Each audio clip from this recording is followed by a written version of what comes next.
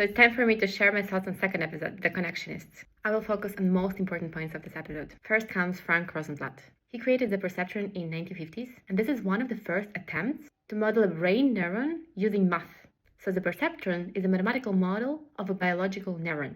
And now let me give you a quick explanation here. So let's look at the biological neuron. Here's a good example. So here we have the dendrites, and the dendrites receive a signal from other neurons that are processed and produce an output, and this output goes through the axon. The axon can be very small but also very big, like a meter. So the output travels to the axon and it goes to the synapse. And this is finally where this neuron makes the connection with other neurons. Now let's look at the perceptron. You could say the perceptron is a neural network but only with one neuron. Now, while in actual neurons the dendrites receive electrical signals from the axons of other neurons, in the perceptron these signals are represented in numerical values. So it can take binary inputs, weigh them, and make simple decisions, yes or no. Unfortunately, too many promises were made about this perceptron, which led to a lot of disappointment.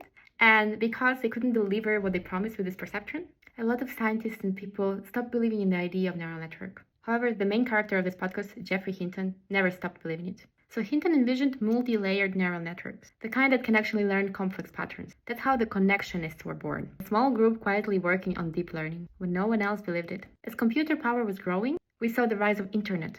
And here, billions of people went online. What would that mean for neural networks? Now, for the first time, neural networks could learn from huge datasets. Now, in 2012, Hinton, along with his 2 grad students, built a neural network that would just blow the competition called ImageNet. This network could distinguish images with incredible accuracy. And here is where the story takes a dramatic turn. This small team, literally just 3 people, found a private company. And a lot of big companies decided they need them and they want to buy them. We're talking about players like Microsoft, Baidu, DeepMind, which was not part of Google at that moment, and Google itself. All competing for these 3 people. In the end, Google bought the company. Here's an interesting part. Just a couple years ago, in May 2023, Geoffrey Hinton resigned for Google, and for a reason. He wanted to be able to freely discuss AI risks. He believes that AI can surpass human intelligence in just 2 decades, which might arise existential risk. Here is a piece of an interview where he talks about this risk.